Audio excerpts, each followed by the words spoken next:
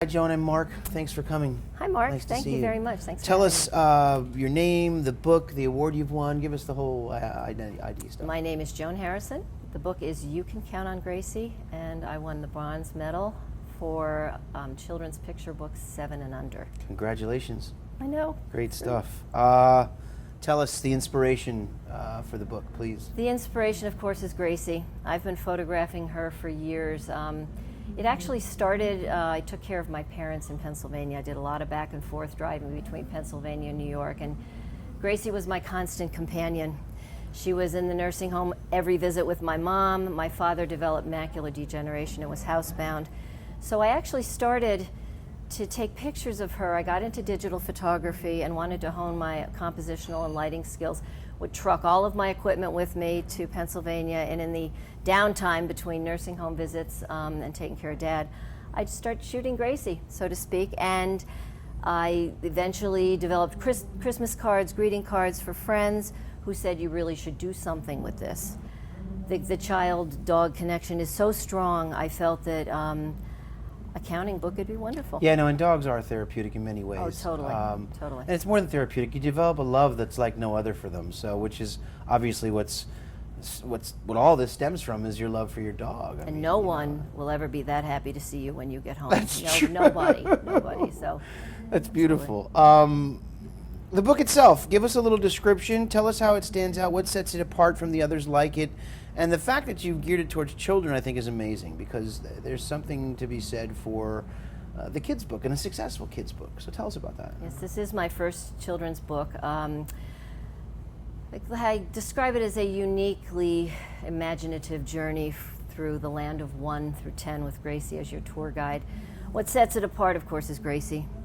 It is photographic. Most children's books are illustrative, basically because you have more of a freedom to create fantasy, but Sure. because Gracie is so amenable to all of these crazy things I put her through. She does work for food. Yeah, there's no torturing going. No animals were harmed. Nothing in wrong the with that. creation of I this work project. for food as well. So. I worked for food too.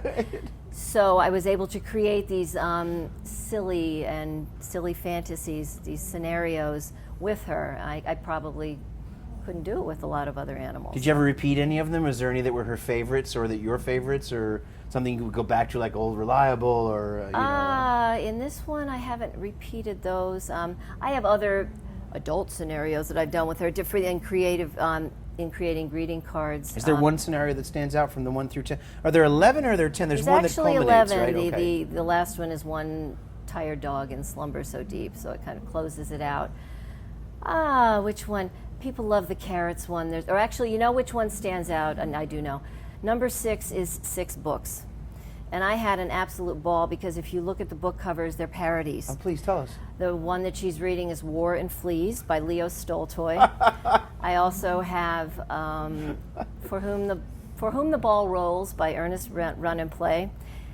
The Dog Catcher in the Rye by J.D. Saladin. There may be other IPPY award winners within those titles somewhere. I think you might be onto Also something. Harry Potter. I found out that's a parody that's been done before, but that's okay. And The Dog Father. So I had a ball. I went up and down the aisles of Barnes & Noble, brainstorming, and came up with those titles. And they're fun for adults, too. They sound genius. It's wonderful.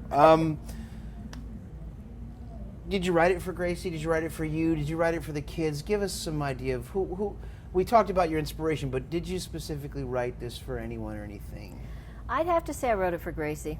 I believe so. I was saying that downstairs before I got my medal, I saw the book projected up on the screen, and I actually got a little verklempt. Oh, that's great. Of course, the dog doesn't know No. that she's being showcased. Well, we don't know down that here. for sure. Yeah, it's true.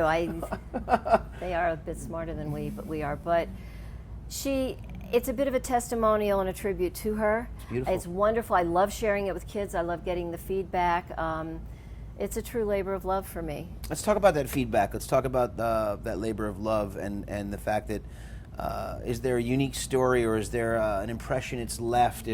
How's it impacted the people who've read it? Share some background or some example of that you've seen firsthand. Well, the one story I had, we did there's a fabulous dog parade in Beacon, New York. It's called Beacon Barks. Everybody comes out with their dogs. The things that I love is you could have a stockbroker with his Shih Tzu. These people are out there parading their dogs. You have no idea what they do in their real life, but they're out there on a beautiful Saturday parading with their dogs and meeting everybody. And there was a really sweet autistic man, a young man, came with his mother and their golden retriever. And he's so connected with Gracie. She bought the book, and I just can't help think what a wonderful thing it is. I hope that when he went home, she could share it with him, the mother, and also his aide was with him. And he really connected, and it's not easy for them to connect. Agreed. So hopefully he'll go home and he can kind of relive it. That's very inspirational. Yeah, Beautiful story. Thank you for sharing that. What does the award mean to Joan? It's validation.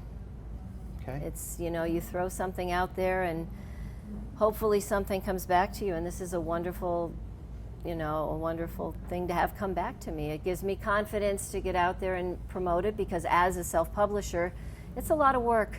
Yeah.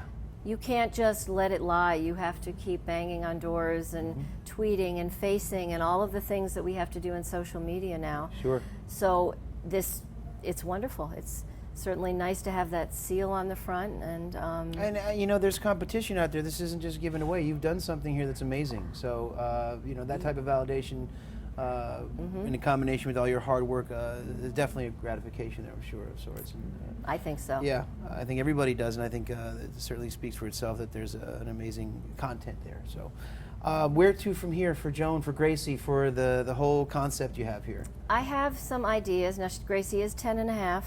Okay. So I'm 10 and a half too, by the way. It's amazing. I'm 9. So I have some concepts cooking. I have some ideas, and I've already started to amass my props, because that's what it turns into, trips. Sure.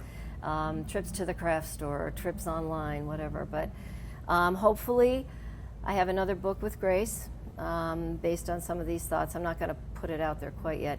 I also have an 11-week-old golden retriever that I just got, Patsy. Now, is Gracie giving Patsy any of the secrets of the trade? Is she, gearing her up? Do you see any Gracie's not training giving going up on? much right now. Okay. She's we joke that it's like All About Eve, if you remember the protege, coming in and pulling the rug out a little bit. But no, not yet. She's letting Patsy learn the ropes on her own, I think.